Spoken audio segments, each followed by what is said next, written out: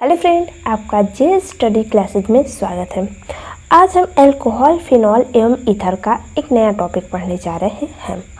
आज का हमारा लेक्चर 2 है। इससे पहले हम लेक्चर 1 कंप्लीट कर चुके हैं। लेक्चर 1 में हम बताए थे आपको कि डिग्री ऑफ अल्कोहल कैसे ज्ञात करते हैं, ठीक है। और आज हम क्या पढ़ेंगे कि एलिलिक अल्कोहल क्या होता है, बेंजीलिक अल्कोहल क्या होता है, वाइनिलिक अल्कोहल क्या होता है। इसमें बहुत ही ज़्यादा कन्फ्यूजन लोगों को होता है, जिसे मैं दूर करने जा रही हूँ। जैसे है फर्स्ट हमारा एलिलिक अल्कोहल। एलिलिक और बेंजीलिक में क्या अंतर है, पहले ये देखिए।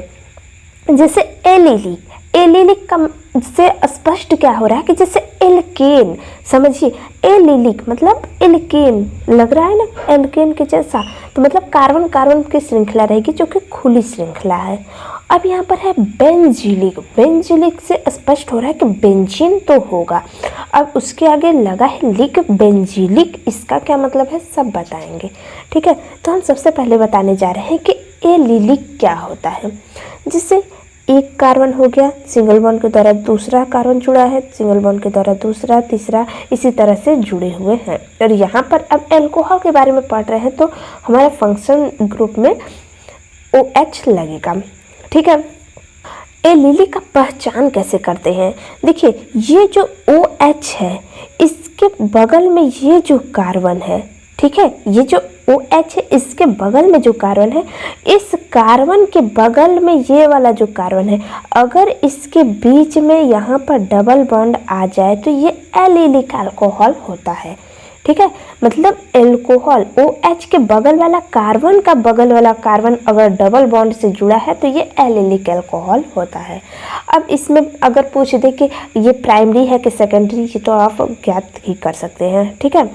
अब ये देखिए यहाँ पर है बेंजीलिक। बेंजीलिक का मतलब क्या हुआ, बेंजीन तो होगा ही, बेंजीन हम इसी तरह तो बनाते हैं, ठीक है।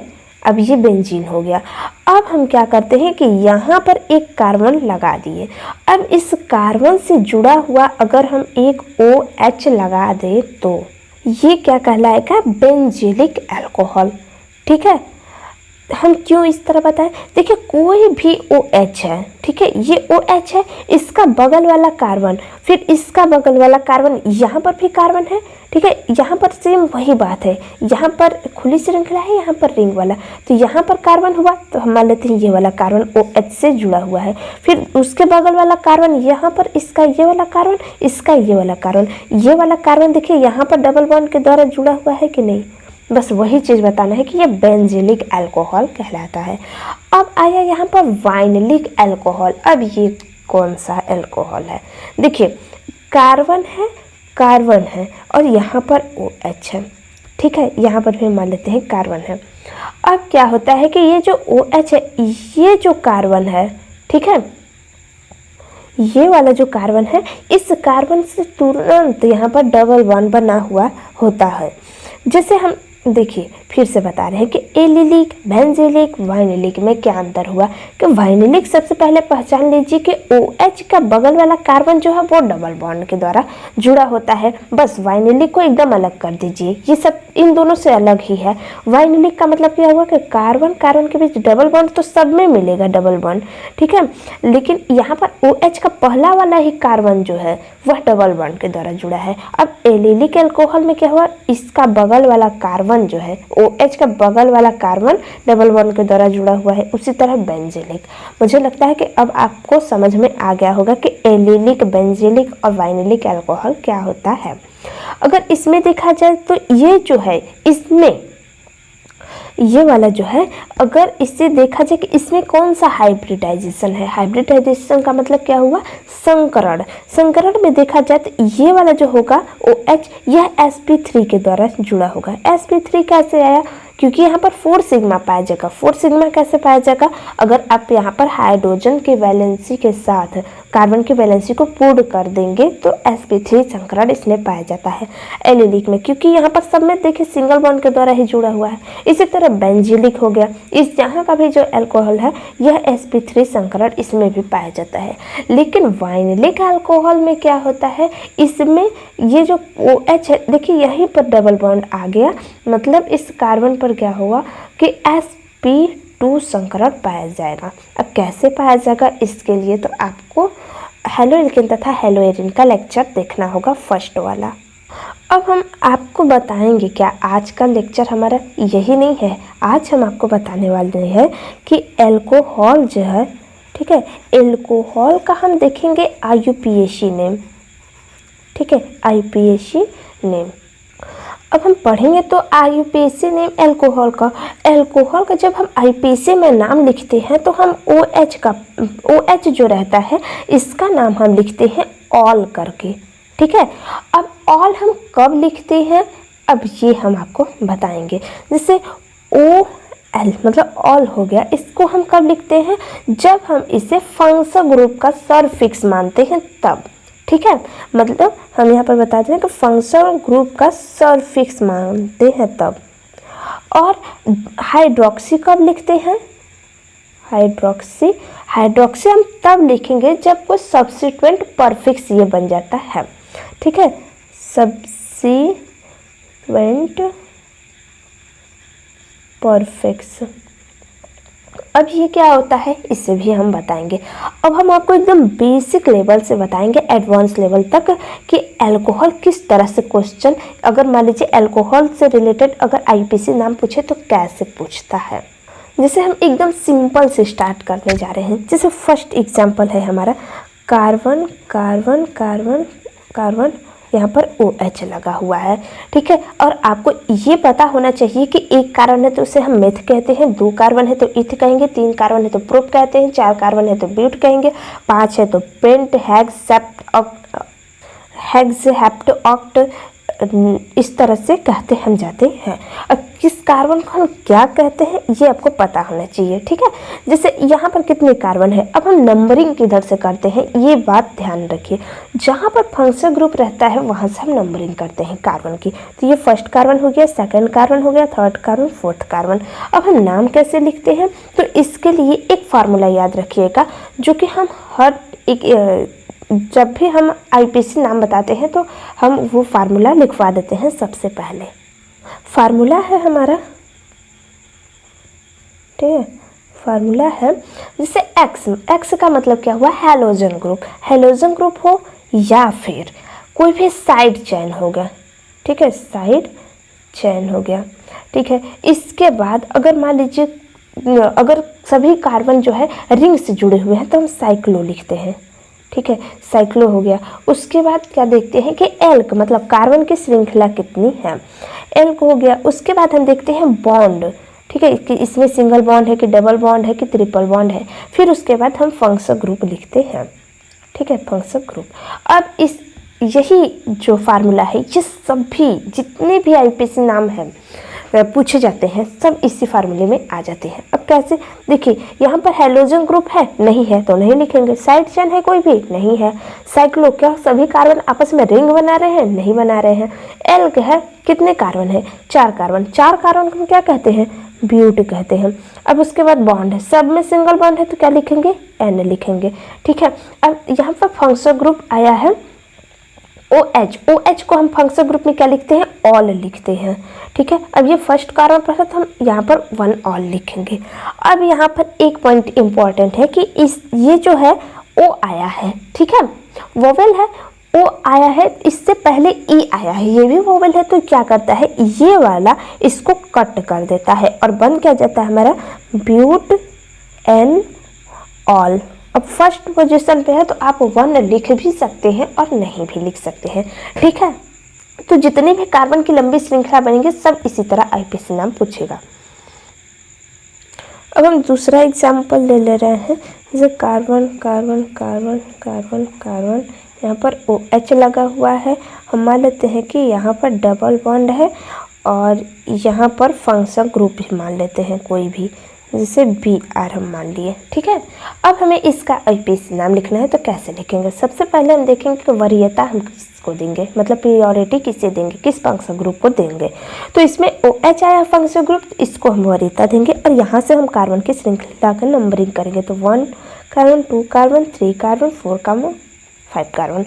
अब हम सबसे पहले फार्मूला क्या देखेंगे, और हम क्या लिए थे ये देखिए। सबसे पहले हम फंक्शन नहीं, हेलोजन ग्रुप में ब्रोमीन आया तो हम क्या लिखते हैं, ब्रोमो लिखते हैं। जब आईपीएससी में नाम लिखते हैं तो हम लिखते हैं ब्रोमीन रहेगा तो ब्रोमो लिखेंगे, क्लोरीन रहेगा तो क्लोरो लिखते हैं। अब ये जो ब्रोमीन है किस कार्बन से अटैच है, दूसरे कार्बन से, तो नंबरिंग हम दिखा देंगे। उसके बाद देखेंगे साइड चेन है कोई, नहीं है, नहीं लिखेंगे। साइक्लो, क्या रिंग बना रहे हैं, नहीं बना रहे, नहीं लिखेंगे। फिर एल्क देखते हैं, कार्बन की श्रृंखला है, हाँ है। कितने कार्बन है, 5 कार्बन को हम क्या कहते हैं, पेंट कहते हैं, तो हम पेंट लिख दें। फिर हम बॉन्ड देखते हैं, तो इसमें बॉन्ड कौन सा है, डबल बॉन्ड जब रहता है तो हम क्या लिखते हैं, इन लिखते हैं। अब इसके आगे क्या आएगा, ऑल आएगा। अब इन किस कार्बन से जुड़ा है, तो 2 कार्बन से, तो हम लिखेंगे क्या, 2 इन। अब ये जो है 1 ऑल, इसके आगे इन ई होता है, इससे इंग्लिश, लेकिन हम ई क्यों हटाए, क्योंकि यहाँ पर ओ आया है, ठीक है। नेक्स्ट एग्जाम्पल हमारा ये है, देखिए इस तरह अगर पूछ दे कार्बन की श्रृंखला करके, अगर इसका हमें आईपीएससी नाम पूछे तो हम कैसे लिखते हैं। नंबरिंग हम उधर से करते हैं जहाँ से फंक्शन ग्रुप उपस्थित हो और कार्बन की लंबी श्रृंखला बने। तो इसमें नंबरिंग हम कहाँ से करेंगे, फर्स्ट कार्बन हम इसे मानेंगे, सेकंड इससे, थर्ड इससे, फोर्थ इससे, फिफ्थ इससे, सिक्स इससे, 7 इससे। सबसे पहले हम क्या नाम लिखते हैं, सबसे पहले हेलोजन या फिर साइड चेन। हेलोजन आया है हमारा ब्रोमीन किस वर्ड से स्टार्ट होगा, बी से, और एक कार्बन यहाँ पर है, तो एक कार्बन को हम क्या कहते हैं, मिथ कहेंगे, ठीक है। अब ये साइड चेन बन गया है तो हम क्या लिखते हैं, मिथाइल लिखते हैं। अल्फ़ाबेट में कौन पहले आएगा, अल्फ़ाबेट का मतलब क्या हुआ, हमने क्या फार्मूला लिखवाया है, हेलोजन और साइड चेन। हेलोजन और साइड चेन का क्या मतलब हुआ कि अब इन दोनों में से कोई भी पहले आ सकता है। कोई भी पहले आने का क्या मतलब हुआ कि उसमें अल्फ़ाबेट चेक करते हैं कि ABCD में पहले कौन सा वर्ड आ रहा है। तो पहले बी आया है तो हम क्या लिखेंगे, ब्रोमीन पहले लिखेंगे, तो क्या हो जाएगा, ब्रोमो, ठीक है। अब कौन किस कार्बन से जुड़ा है ब्रोमीन, तो 4, तो लिखेंगे 4 ब्रोमो। फिर हम लिखेंगे साइड चेन, कौन सा साइड चेन है, यहाँ पर एक कार्बन है, एक कार्बन को हम क्या लिखते हैं, मिथाइल, ठीक है। अब क्या हुआ कि ये किस कार्बन से जुड़ा है, 6 वाले, तो हमने 6 से लिख दिया, तो 4 ब्रोमो 6 मिथाइल। अब हम देखते हैं कार्बन की लंबी श्रृंखला, 7 कार्बन है, 7 को हम क्या लिखते हैं, 6 कार्बन को हम हेक्स लिखते हैं, 7 कार्बन को हम हेप्ट लिखते हैं, तो हम लिखते हैं हेप्ट। अब सब में सिंगल बॉन्ड है तो क्या लिखेंगे, एन लिखेंगे, ठीक है। अब हम क्या करेंगे, देखिए 2 बार OH आया है तो हम क्या लिखते हैं, एक बार तो ये OH फर्स्ट वाले कार्बन पर है, दूसरे बार ये सेकेंड वाले पर है। जब 2 बार आया है तो हम डाई का प्रयोग करते हैं, 3 बार आता है तो ट्राई का प्रयोग करते हैं, 4 बार आता है तो टेट्रा का। किसका प्रयोग है, OH, मतलब ऑल हो जाएगा, ठीक है। अब यहाँ पर डाई के आगे डाई जो लिखा है इसके बाद OL आया है, तो ये नहीं कि ये जो O है इसके I को हटाएगा, नहीं, ये जो O है इसके आगे जो E आया था उसको हटा देता है। नेक्स्ट एग्जाम्पल हमारा ये है, देखिए इसका अगर हमें आईपीएससी नाम लिखना है तो कैसे लिखेंगे। नंबरिंग हम वहीं से करेंगे जहाँ पर OH उपस्थित हो। तो फर्स्ट कार्बन हम इसे मानेंगे, सेकंड कार्बन हम इसे मानेंगे, थर्ड कार्बन हम इसे, फोर्थ कार्बन हम इसे मानेंगे, फिफ्थ कार्बन हम इसे, सिक्स्थ कार्बन हम इसे मानेंगे, ठीक है। अब हम देखेंगे कि इसमें कोई हेलोजन ग्रुप है, ब्रोमीन है, किस कार्बन से जुड़ा है, तीसरे से, तो लिखेंगे 3 ब्रोमो। फिर उसके बाद हम क्या देखेंगे, साइड चेन कोई नहीं है तो नहीं लिखेंगे। फिर देखते हैं साइक्लो है क्या, हाँ है, तो हम क्या लिखेंगे, साइक्लो, एक रिंग बन रहा है, ठीक है, साइक्लो लिख दिए। अब कितने कार्बन की रिंग है, तो 6 कार्बन की है, तो 6 को हम क्या लिखते हैं, हेक्स से लिखेंगे। सब में सिंगल बॉन्ड है तो क्या लिखेंगे, N लिखते हैं, ठीक है। अब यहाँ पर क्या लिखेंगे, अब OH लगा हुआ इस रिंग से, तो हम क्या लिख देंगे, 1 ऑल। इस तरह इसका आईपीएससी नाम हो जाएगा 3 bromo cyclo hex N 1 all. Next example है हमारा ये, देखिए इसका हमें आईपीएससी नाम लिखना है तो कैसे लिखेंगे। फंक्शन ग्रुप तो यहाँ पर है, तो अब देखिए नाम इसका कैसे लिखेंगे। पहले तो हमें नंबरिंग करना होगा, तो फर्स्ट कार्बन तो हम इसे ही मानेंगे। अब हम सेकंड इसे मानेंगे कि सेकंड इसे मानेंगे, ये बात उठती है। तो देखिए हम सेकंड जो है, इन दोनों में देखते हैं कि कार्बन की नंबरिंग सेम है, एक कार्बन इधर है एक कार्बन इधर है।